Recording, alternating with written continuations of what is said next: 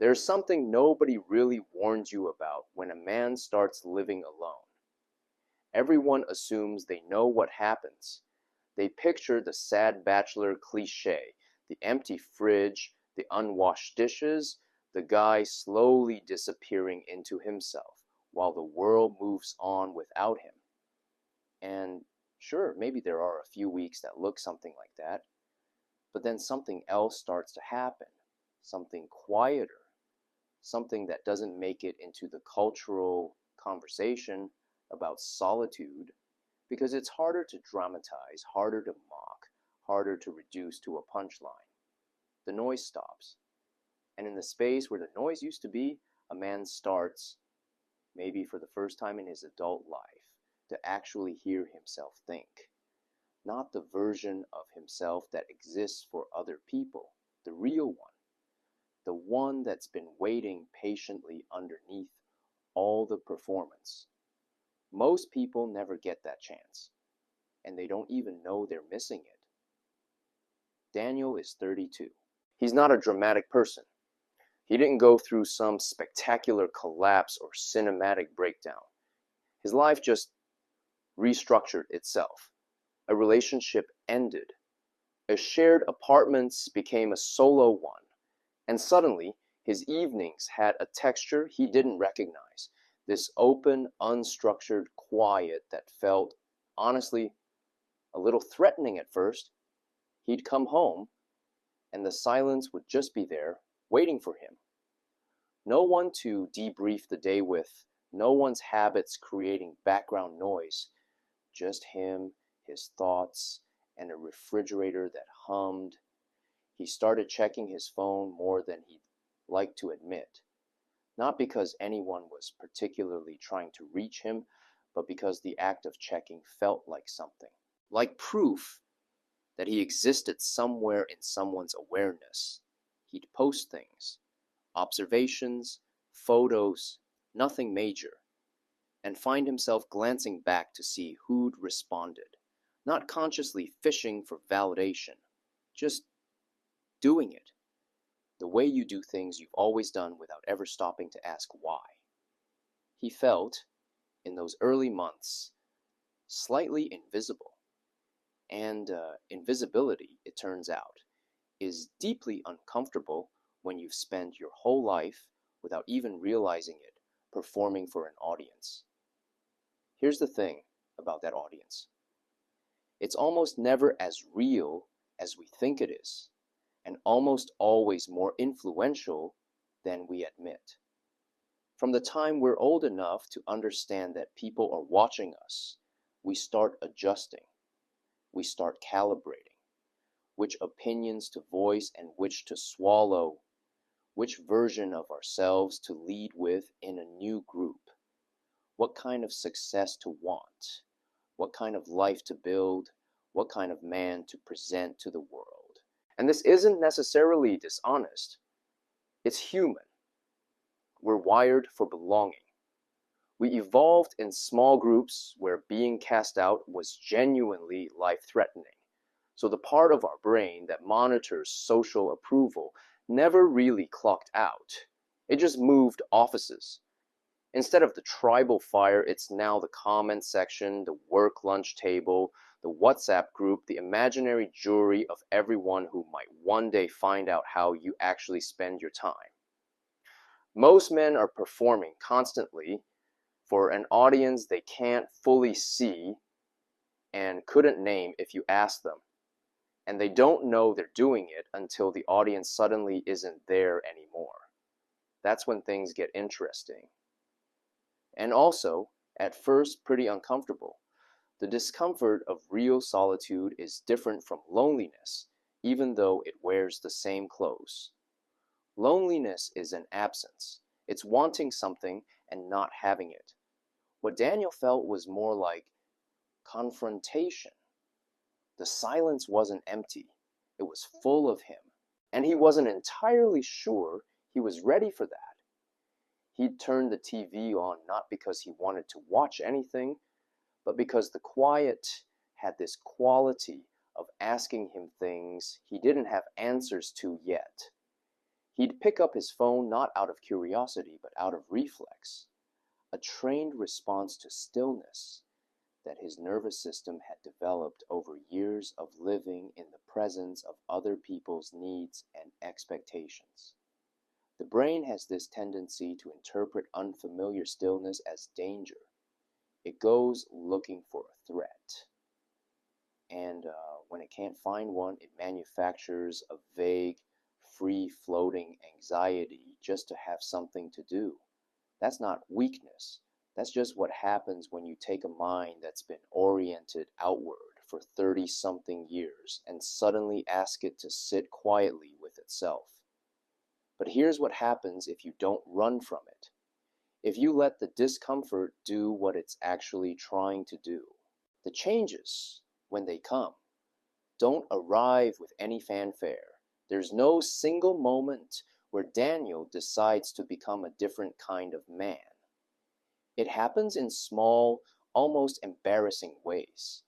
He notices one evening that he's been reading for 2 hours and hasn't checked his phone once. Not as a disciplined thing, just because he genuinely forgot about it.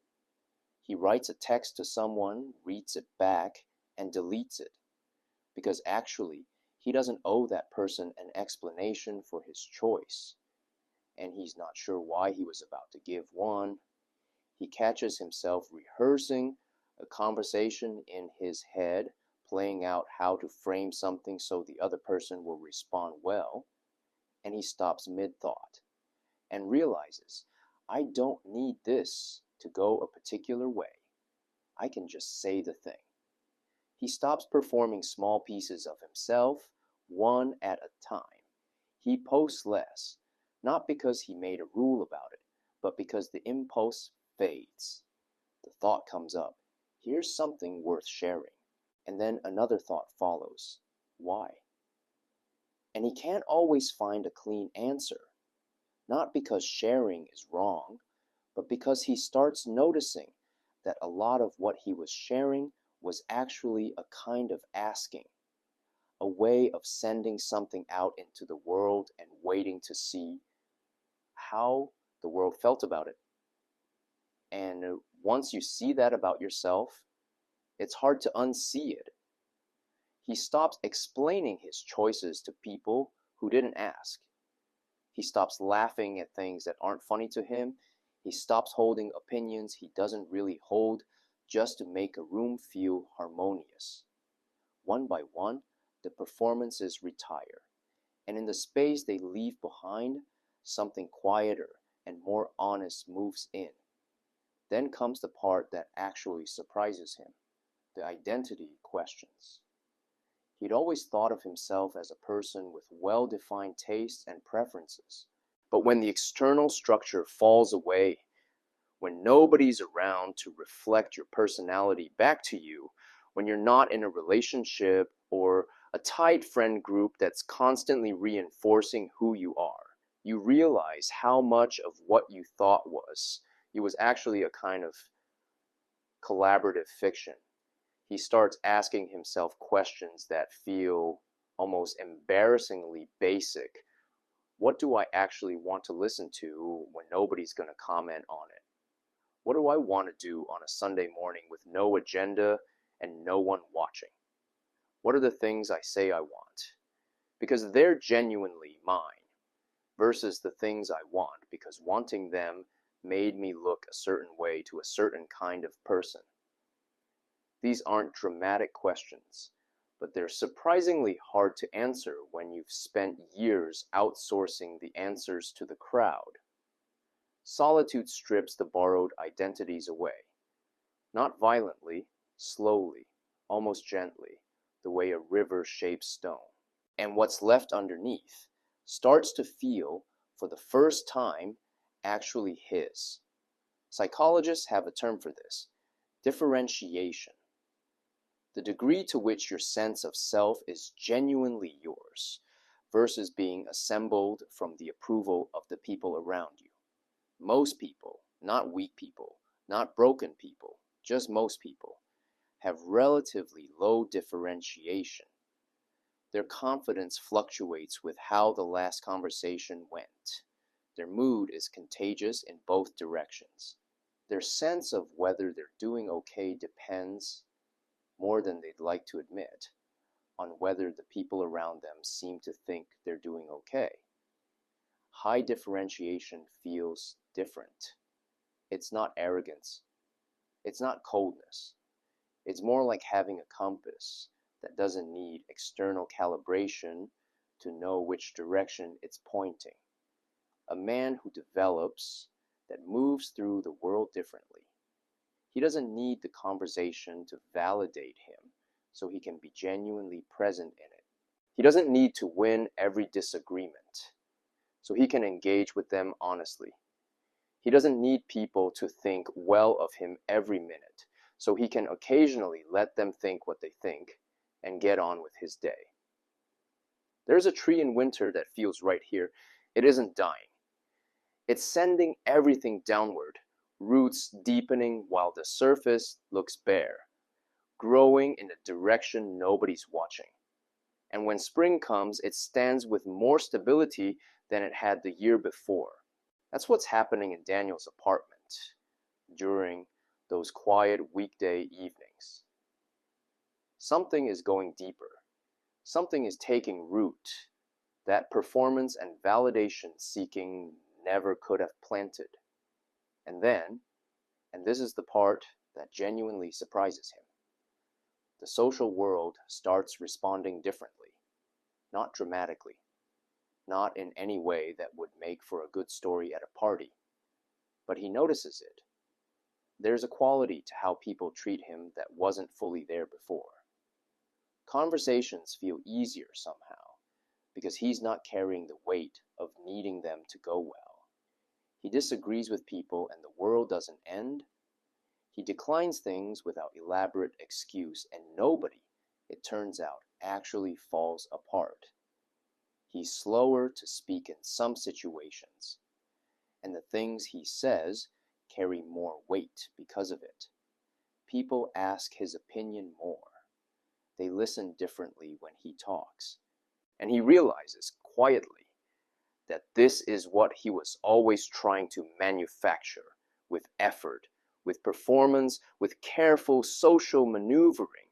This sense that his presence matters, that he's worth taking seriously. And here it is, arriving not because he chased it, but because he stopped. There's a line that keeps coming back to him. Confidence often looks like silence, not the silence of someone who has nothing to say.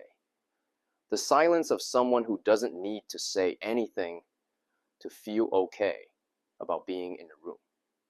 Now, and this matters, none of this means Daniel became some kind of lone wolf monk who decided other people were the problem. That's a misread of the whole thing, and it's worth being direct about it. Men who go through this shift don't become cold. They don't become closed. They don't decide that connection is a weakness or that needing people is something to be ashamed of. What changes is the quality of the need.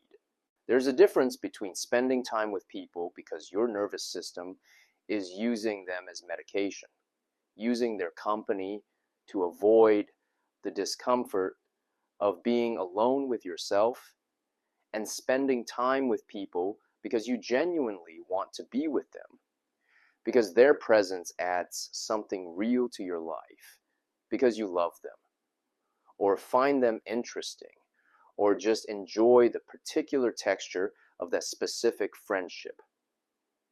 The first kind of connection is needy in a way that quietly poisons it. The second kind is free in a way that makes it genuinely nourishing. Solitude, the real kind, teaches you the difference, not by making you indifferent to people, by making you honest about why you want them around. Daniel thinks about that first month sometimes.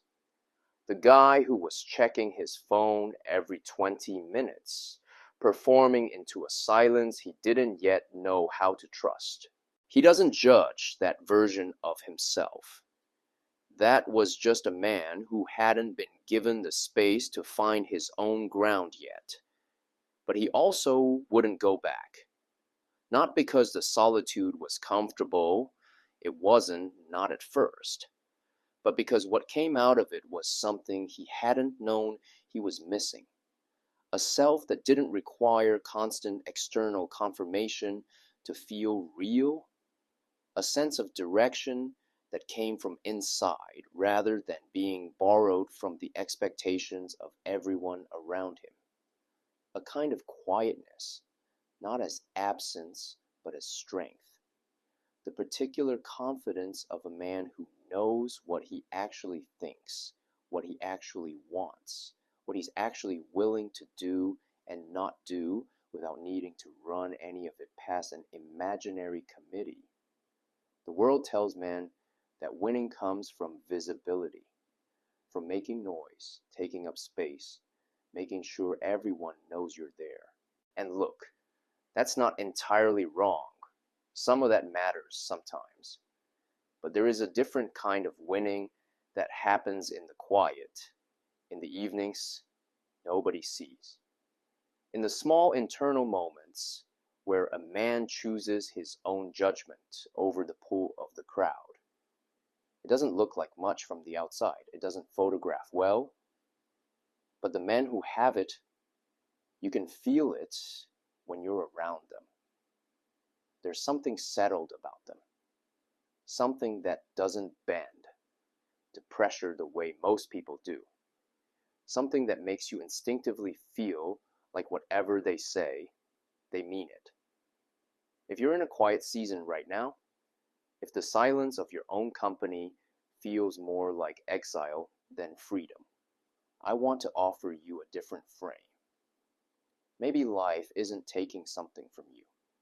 Maybe it's removing enough noise for long enough that you can finally hear something that's been waiting patiently to be heard.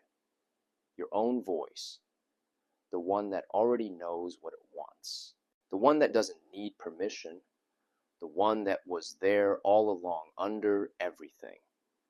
What if what you've been calling loneliness was actually just freedom, showing up without warning, in the only way it knows how?